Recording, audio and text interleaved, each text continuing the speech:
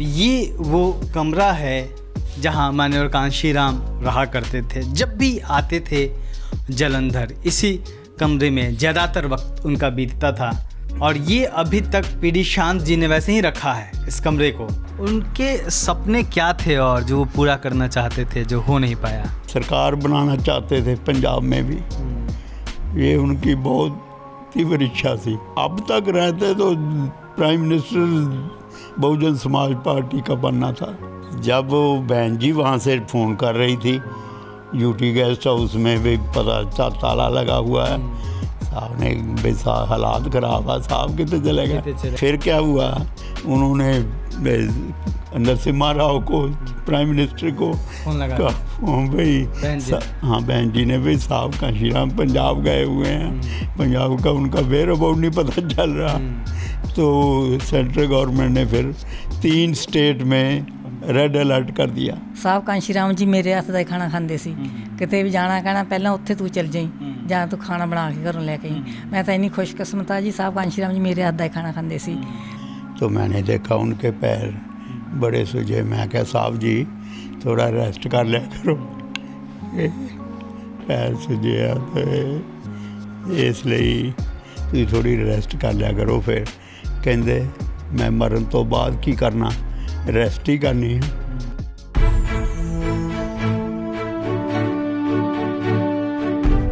जय भी, मैं हूं अशोक दास, आप देख रहे हैं दलित दस्तक। मैं हूं जालंधर में और ये जहां मैं खड़ा हूं ये एक ज़माने में बूटा मंडी हुआ करती थी और दलितों का, चमारों का बहुत बड़ा इलाका था। पूरे खेत उनके होते थे।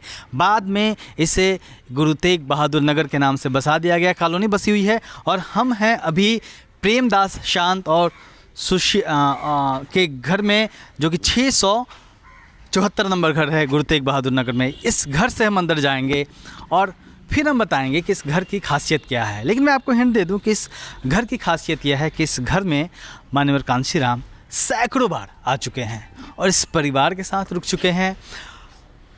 जब वो स्ट्रगल शुरू किया उन्होंने, तब भी वो यहाँ आया करते थे। और जब वो इस्टेब्लिश हो गए नेशनल पॉलिटिक्स में, जब दुनिया उन्हें जानने लगी, उनके काम को सराहने लगी, तो पीडी शांत जी का घर है। तो ये वो घर है और यहाँ हमारे जो गेस्ट हैं, जो इस घर के मालिक हैं, वो हमारे साथ हैं। सर जय भीम आप दोनों को। मुझे पता चला कि मान्यवर कांशीराम जी हमारे साथ है, एम्बेसडर चंदर सर, और इन्होंने मुझे बताया कि मान्यवर कांशीराम इस घर में आया करते थे। तो मैंने तुरंत सर से रिक्वेस्ट किया कि मुझे आप ले चलिए और हम फाइनली इस घर में हैं। सर तो मान्यवर कांशीराम यहाँ आया करते थे? हाँ जी, हाँ जी, साहब कांशीराम जी आया करते थे। आप लोग अपना परिचय दीजिए पहले। मैं पीडी शांत, मैं जॉब करता था 1978 में, जब बामसफ की पहली मीटिंग मान्यवर साहब कांशीराम जी ने बुलाई। तो वो मेरे को जानते नहीं थे, पता नहीं, मैं उस समय गुरदासपुर में एज ए एक्साइज इंस्पेक्टर तैनात था। तो मेरे को लेटर आया जी, भाई साहब कांशीराम ने मीटिंग बुलाई है। तो मैंने देखा भी मेरा एड्रेस कहाँ से ले लिया, जानते नहीं।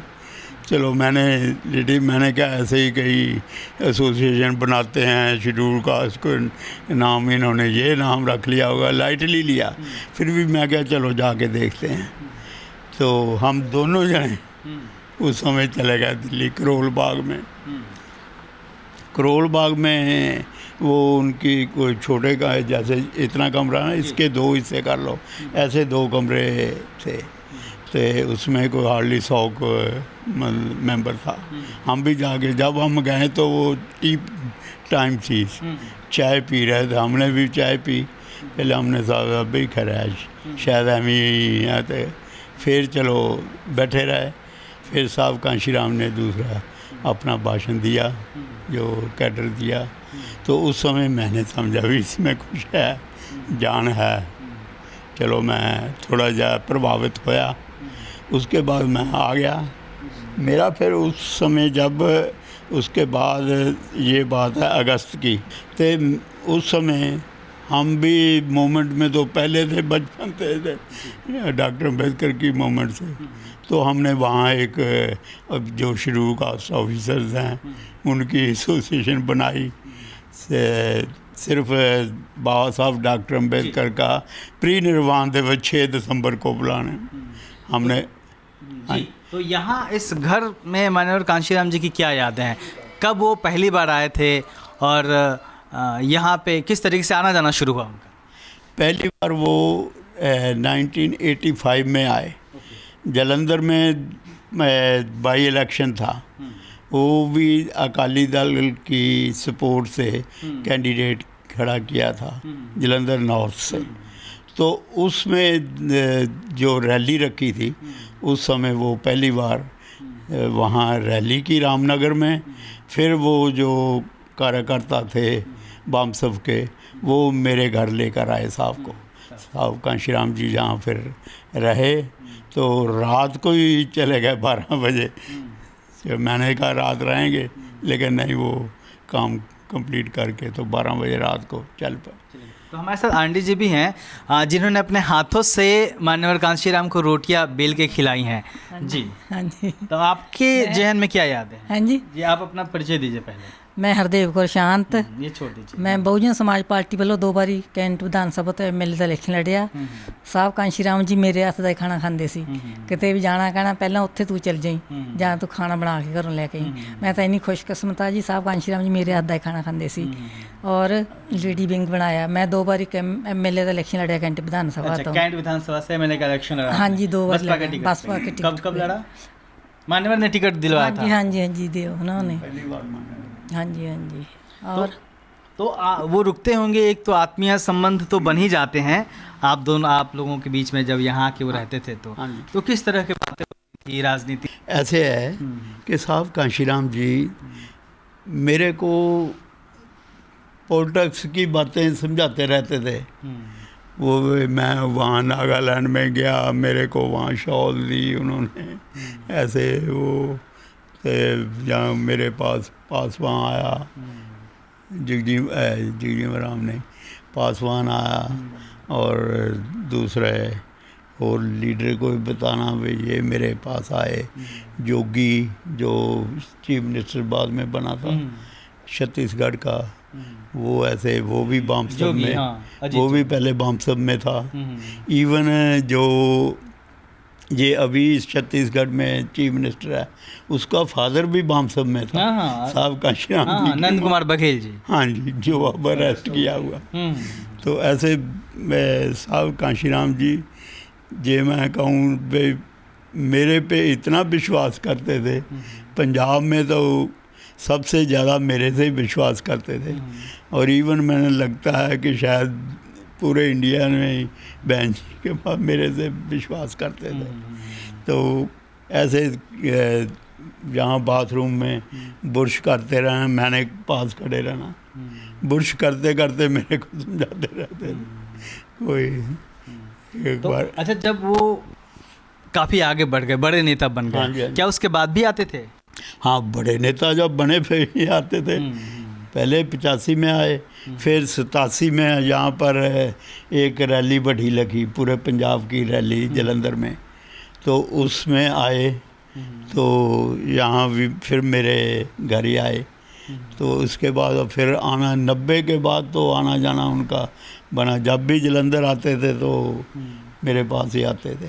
फिर जब इलेक्शन 2019 में फिर तो 15 महीने रहे, फिर तो यहीं ऑलमोस्ट रहे। अच्छा, 15 महीने जब रहे थे तो? हाँ जी, इलेक्शन के सिलसिले में? हाँ जी, इलेक्शन में जी। बहन जी भी आई हैं क्या यहाँ पे? हाँ, बहन जी भी आई है। एक रात रहे एक रात अच्छा, रहे। एक रात रही हैं। हाँ, एक रात रहे। ऐसे है, वो चंडीगढ़ में आए थे तो मेरे को फ़ोन आया दिल्ली से भी, बहन जी ने दिल्ली आपने जाकर लेकर आना, वहाँ से चंडीगढ़ का एड्रेस दिया था, वहाँ अपने आपके घर आएंगे, आप वहाँ से ले आना।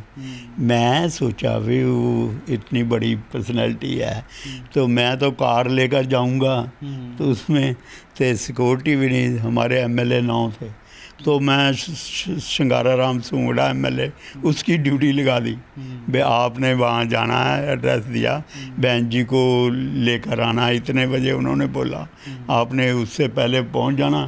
तो कहता ठीक है जी, लेकिन वो ऐसा रहा तो वो टाइम से पहुँचा नहीं।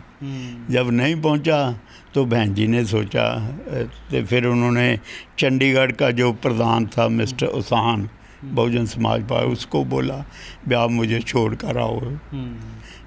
फिर वो आई, हाँ जी, तब वो आई यहाँ पे। हाँ, तब वो पीडी शांत के घर जलंधर में मुझे छोड़ कर आओ यहाँ फिर। जी अच्छा, ये आपके घर में जो तस्वीरें दिख रही हैं ये किसकी तस्वीर है? बहन जी की और बहन जी के साथ मेरी है, आपकी है? इनकी भी है। वो इसी सोफे की तस्वीर है क्या, यहीं की ये आप देख पाएंगे कि यहाँ मान्यवर कांशीराम जी की तमाम यादें संजो के रखी हैं इन्होंने। और ये पूरी अलमारी भरी हुई है तस्वीरों से। ये बहन जी के साथ शांत जी की तस्वीर है, ये इसी घर की तस्वीर है जो आप देख पाएंगे।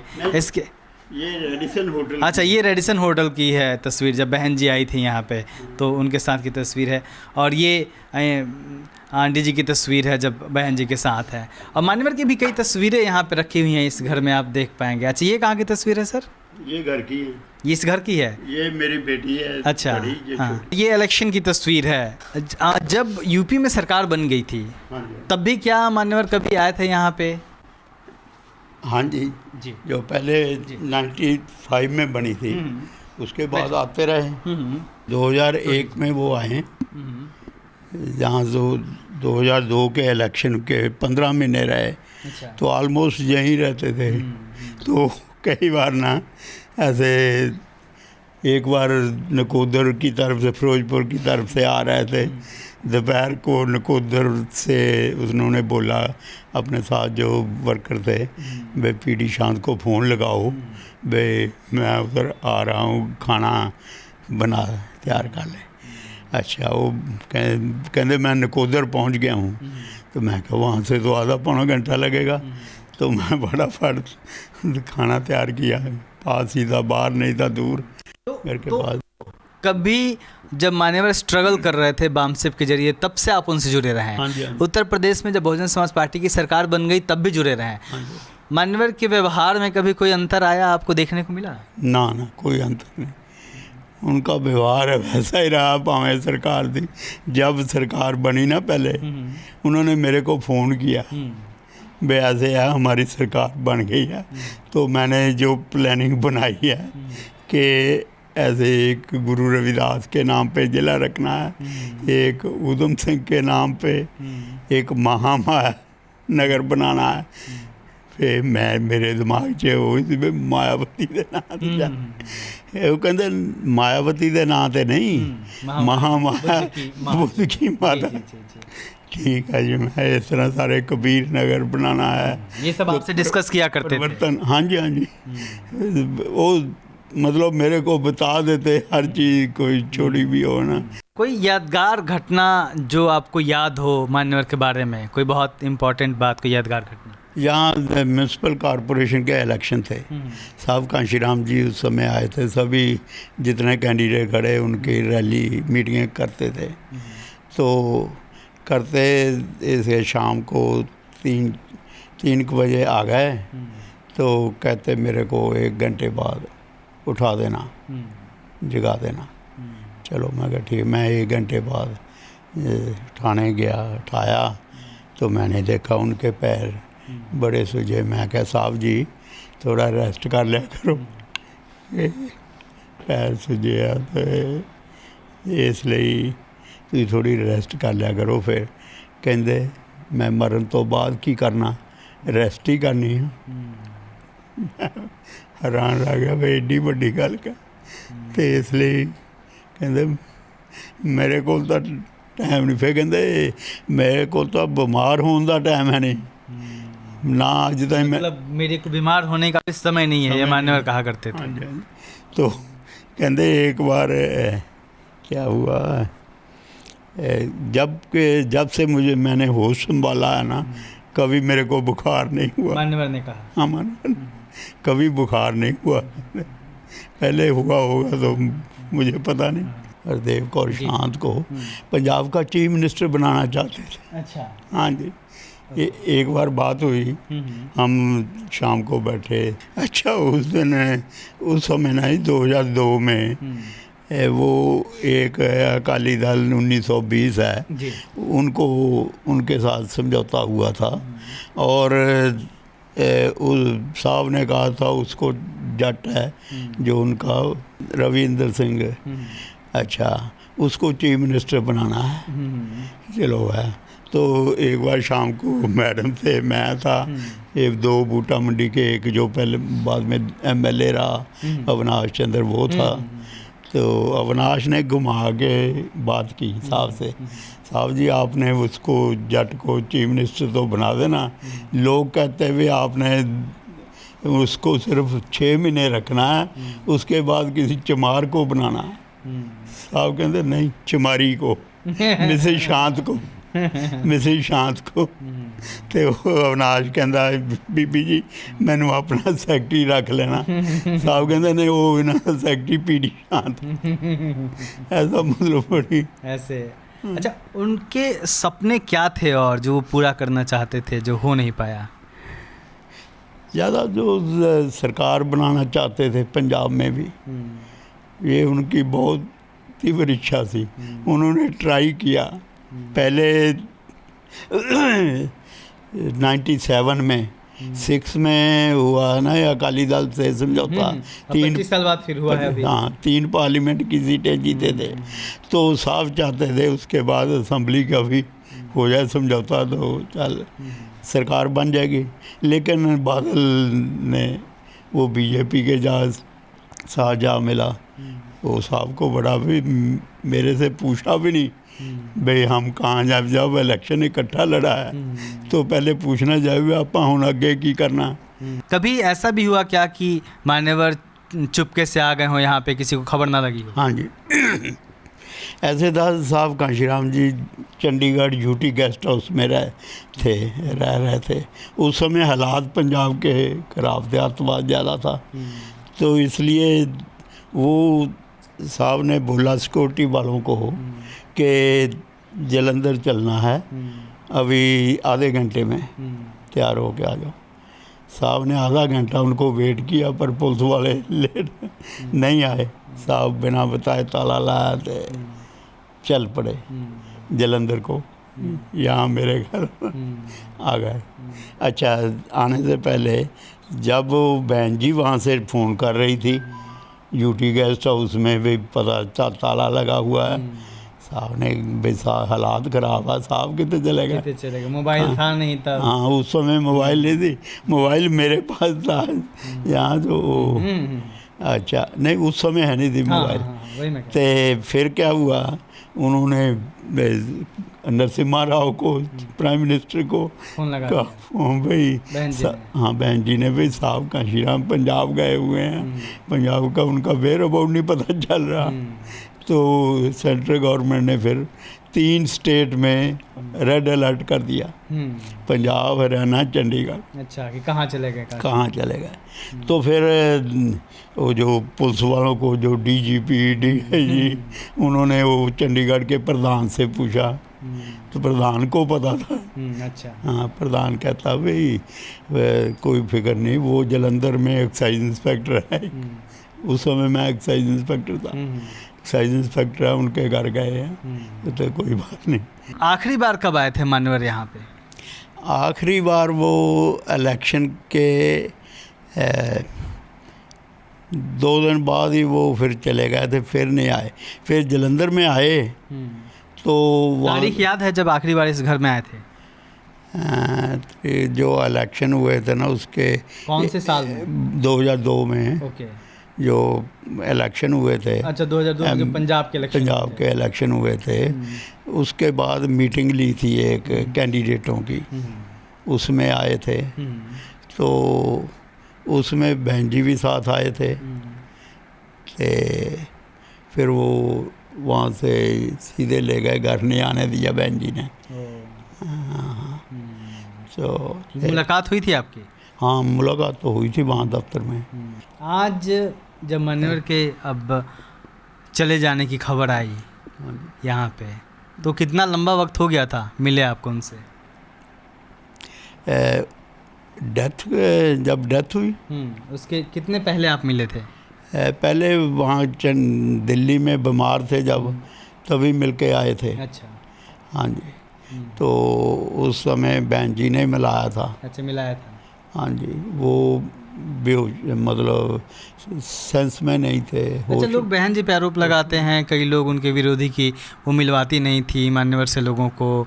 और नहीं, ऐसा तो नहीं। हमें तो, मैंने फ़ोन किया था भाई मैंने आपको मिलना चाहता बहन जी, तो उन्होंने कहा भाई चलो इतनी डेट को आ जाना, अकेले आना।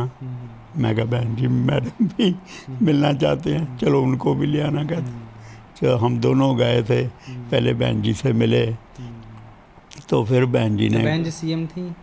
नहीं, नहीं, राज्यसभा के मेंबर थे। अच्छा, हाँ। राज्यसभा के मेंबर थी। तो उस समय फिर बहन जी ने, पहले तो 1 घंटा हम बहन जी से मिलते रहे वैसे पार्टी के बारे में। तो फिर बहन जी ने कहा भाई चलो साहब को मिलाते हैं। साहब के कमरा ऊपर कमरे में थे, तो हमने जाकर गए, तो बहन जी भी साथ गए। बहन जी ने साहब को कहा साहब जी उठो, देखो कौन आए हैं, पीडी शांत आए हैं पंजाब से, उठो। उन्हें इदां ही सिर मारिया, उठे नहीं। तो फिर असीं कोल बह के लत्तां बांह उन्हां दियां घुट्टियां ऐसे, ते बस मैं क्या साहब जी पंजाब जाना, इदां हिल सिर तो हिला, पर इस तरह मतलब इन्हें होश विच नहीं सी। आप आज कैसे याद करते हैं उनको आज के वक्त में? उनको तो अगर वो रहते तो क्या बदल जाता राजनीति में, बहुजन राजनीति में? अगर वो अब तक रहते तो prime minister Bahujan Samaj party का बनना था दिल्ली में। अगर ज़्यादा वैसे तो 2004 नहीं तो 2009 में ही बना देना था उन्होंने प्राइम मिनिस्टर साहब का, श्री राम जी ने। आप हमें वो कमरा दिखा सकते हैं जहाँ वो रहते थे, तो ताकि एक एहसास, कई बार एहसास कई चीज़ों को करना ज़रूरी होता किचन है। में भी अपने आप ही चले जाते थे कुकर। अच्छा अच्छा, किचन ये वो कमरा है जहाँ माननीय कांशीराम रहा करते थे। जब भी आते थे जालंधर, इसी कमरे में ज़्यादातर वक्त उनका बीतता था। और ये अभी तक पीडी शांत जी ने वैसे ही रखा है इस कमरे को। मान्यवर की तस्वीर आप देख सकते हैं बेड पे लगी हुई, ये वही पलंग है और इसी पे मान्यवर आराम करा करते थे। तो आप समझ सकते हैं कि एक मान्यवर को लेके जो लोगों के मन में श्रद्धा है, जो प्यार है, उसको आप इसलिए इस बात से महसूस कर सकते हैं कि आज भी मान्यवर के जाने के सालों बाद भी पीडी शांत जी के मन में कभी यह ख्याल नहीं आया कि इस कमरे को खोल दें, अपने किसी गेस्ट को रखें या फिर खुद इस्तेमाल करें। आज भी यह मान्यवर कांशीराम जी के नाम पे यूं ही रखा हुआ है। क्यों आप इसको नहीं यूज़ करते? आपने कभी यूज़ नहीं किया इस कमरे को? कमरे नहीं, ये साहब जी का कमरा है, इसलिए हम बस तो बंद ही रखते हैं। तो इसलिए ये उनकी याद में है। ये तो सौभाग्य है हमारा भी इतने महापुरुष हमारे घर में रहे, हमारे पास रहे, हमें मौका मिला उनके साथ काम करने का। तो क्या कहा जाए, अब इस अद्भुत सी याद को जीने के बाद और शांत जी के माध्यम से माननीय कांशीराम जी को महसूस करने के बाद बाकी बात करने को कुछ रह नहीं जाता है। सिर्फ ये कहा जा सकता है कि शांत जी जैसे लाखों कार्यकर्ता मान्यवर के साथ खड़े थे और उन्हीं के दम पे बहुजन आंदोलन यहाँ तक पहुँचा है। और दाद देनी होगी बहुजन समाज के उस महान नेता को, मान्यवर कांशीराम जी को, जो कहा करते थे कि मरने के बाद ही आराम ही तो करना है। उन्होंने अपनी जीवन की परवाह नहीं की, बहुजन समाज को आगे बढ़ाने के लिए लगातार लगे रहे, दिन रात नहीं देखा, अपने खुद को झोंक दिया और तब जाके बहुजन आंदोलन यहाँ खड़ा है। बहुजन समाज का राजनीतिक आंदोलन यहाँ खड़ा है और ऐसे लाखों लोगों की कुर्बानियाँ हैं। पीडी शांत जी को दलित दस्तक की तरफ से हम सलाम करते हैं कि इन्होंने मान्यवर कांशीराम जी की यादों को आज भी जिंदा रखा हुआ है और अपने मन में सहेज के रखा हुआ है। हम उम्मीद करते हैं कि जो संस्मरण इन्होंने बताएं वो हमारे ज़रिए आप तक भी पहुँचें। मेरी आंखें गीली हो गई हैं, शायद आपकी भी आंखें गीली हो जाए। और मैं सिर्फ इस घर में आने के बाद यह कह सकता हूँ कि मेरा जालंधर का यह दौरा मुझे लगता है कि पूरा हो गया। आप देखते रहिए दलित दस्तक।